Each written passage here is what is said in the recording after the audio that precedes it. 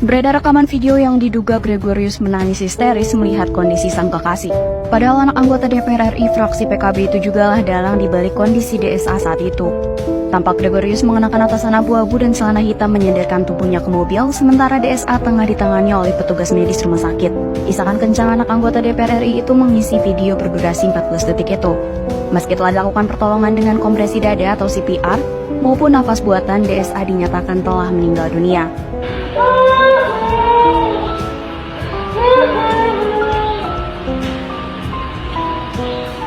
Polrestabes Surabaya telah menetapkan sang anak Gregorius Ronald Tanur sebagai tersangka. Didakwa dengan pasal 351 ayat 3 KUHP dan atau pasal 359 KUHP ancaman hukuman maksimal 12 tahun bui. Sementara korban adalah Dini Sera Afrianti, janda satu anak usia 29 tahun yang sudah menjalin hubungan dengan tersangka selama 5 bulan terakhir. Nah guys, masih ingat gak kasus penganiayaan 4 Oktober 2023 di tempat karaoke Black Hole KTV di Landmark Mall Surabaya? Saat itu, kasus ini sempat viral. Kasus penganiayaan yang dilakukan Gregorius Ronald Tanur kepada pacarnya almarhum Dini Sera Afrianti ini sempat menjadi trending ya. Nah, sekarang ini Gregorius Ronald Tanur ini ternyata divonis bebas dalam kasus kematian kekasihnya itu. Pengadilan Negeri Surabaya memutuskan bahwa Ronald tidak terbukti secara sah dan tidak ada saksi atau bukti kuat yang menunjukkan bahwa adanya penganiayaan. Bahkan ya, rekaman CCTV itu tidak membuktikan Gregorius itu dengan sengaja melindas pacarnya saat di parkiran yang mengakibatkan kekasihnya itu meninggal dunia. Gregorius Ronald Tanur, anak anggota DPR RI dari Partai PKB, Edward Tanur, divonis bebas dalam kasus kematian kekasihnya, Dini Sera Afrianti, 26. Pengadilan Negeri Surabaya memutuskan bahwa Ronald tidak terbukti secara sah dan tidak ada saksi atau bukti kuat yang menunjukkan adanya pembunuhan atau penganiayaan, termasuk rekaman CCTV yang tidak memberikan gambaran jelas. Ada bukti CCTV aja itu tidak bisa menjamin bahwa itu adalah sebuah bukti yang kuat untuk meyakinkan hakim memberikan putusan yang setimpal atas perbuatan. Bagaimana kalau nggak ada CCTV? Ketua Majelis Hakim, Rintuah Damanik, yang memimpin sidang pada Rabu 24 Juli, menyatakan bahwa bukti-bukti tidak cukup kuat untuk menyatakan Ronald bersalah. Meskipun sebelumnya Jaksa Penuntut Umum, JPU, menuntut 12 tahun penjara, Hakim memutuskan untuk membebaskan Ronald dari semua dakwaan. Barang bukti seperti mobil Innova, hoodie, sandal, topi, dan HP Samsung dikembalikan kepada Ronald. Jaksa Ahmad Muzaki masih mempertimbangkan untuk mengajukan banding, sementara pihak terdakwa menerima putusan tersebut. Lah iyalah, masa udah diputus bebas masih mau banding? Apanya mau dibanding? Ya nggak mungkin lah. Nah ini dari pihak keluarga korban tentunya tidak bisa menerima putusan ini. Jadi unsur keadilannya di mana, gitu kan? Keluarganya meninggal dunia, pelakunya itu bebas. Aduh, itulah perjuangan untuk mencari keadilan di negeri ini ya. Nah ini guys, ada reaksi keras nih dari anggota Komisi 3 DPR RI Ahmad Syaroni. Beliau mengecam keras nih putusan hakim ini tidak memiliki kepekaan dan menganggap 3 hakim ini sakit dan harus diperiksa komisi yudisial. Ini sangat memalukan. Jelas-jelas fakta hukum perkara pidana mengakibatkan kematian seseorang di ruang publik yang dikategorikan oleh hakim adalah tidak terbukti dengan sah bahwasannya yang bersangkutan meninggal dikarenakan alkohol. Nah, di sini Ahmad Syaroni menyatakan bahwa kematian dari Dini ini adalah karena alkohol. Berarti di sini ada keterlibatan dari dokter forensik ya. Karena kalau kasus kematian ya atau ya menyangkut kematian karena indikasi pembunuhan itu pasti kan ada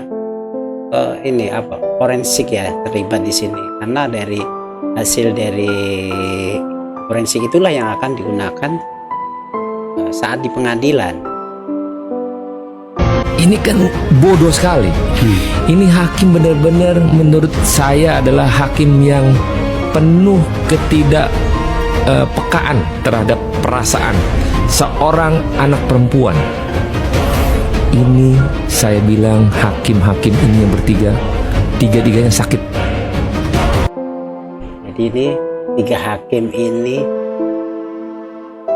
sepertinya diindikasikan sakit. Sakit apanya nih? Nah, ini adalah momen di mana Gregorius diputus bebas. Kalau udah bebas ini. Terus yang mana, Bang?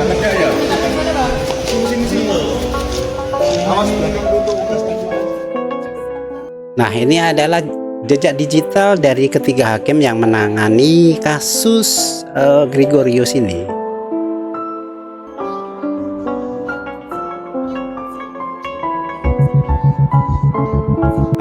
Konon dari ketiga hakim ini ada 2 nih yang nilai kekayaannya itu sangat fantastis.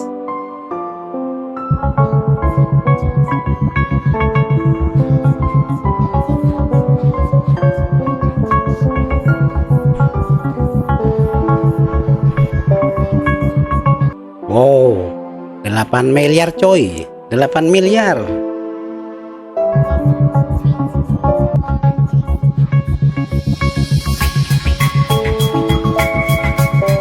Kemudian putusan dalam perkara ini belum inkrah atau belum mempunyai kekuatan hukum tetap. Kita menunggu hasil pikir-pikir. Oh, apa ini? Oh, ternyata pernah juga dilaporkan ke KY atas dugaan pelanggaran kode etik.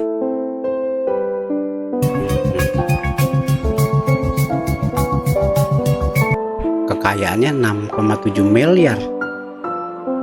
Sangat besar ini.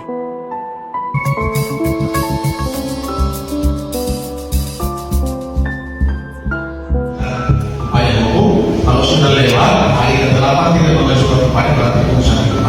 Oke, sudah jelas? Jelas ya? Jelas ada yang menanyakan? Baik. Nah, kalau yang ini 1,3 ya masih normal lah untuk seorang hakim ya, nggak terlalu fantastis. Ini pernyataan Komisi Yudisial yang merespon putusan Pengadilan Negeri Surabaya yang membebaskan Gregorius atas kasus pembunuhan dini. Mengambil inisiatif untuk melakukan pemeriksaan pada kasus tersebut. Walaupun KY tidak bisa menilai suatu putusan, tetapi sangat memungkinkan bagi Komisi Yudisial untuk menurunkan tim investigasi serta mendalami putusan tersebut guna melihat apakah ada dugaan pelanggaran kode etik dan pedoman perilaku hakim. Nah itu guys, kita apresiasi nih reaksi cepat dari Komisi Yudisial yang melihat putusan Pengadilan Negeri Surabaya ini sepertinya ada kejanggalan atau aneh ya, yang memvonis Gregorius bebas. Oke guys, itu tadi ada reaction video bebasnya Gregorius Ronald Tanur, tersangka kasus pembunuhan Dini Sera Afrianti tahun 2023 silam ya. Terima kasih yang sudah subscribe, dan yang belum subscribe silahkan di subscribe, dan sampai jumpa dengan reaction video yang berikutnya. Terima kasih sudah menonton. Bye bye.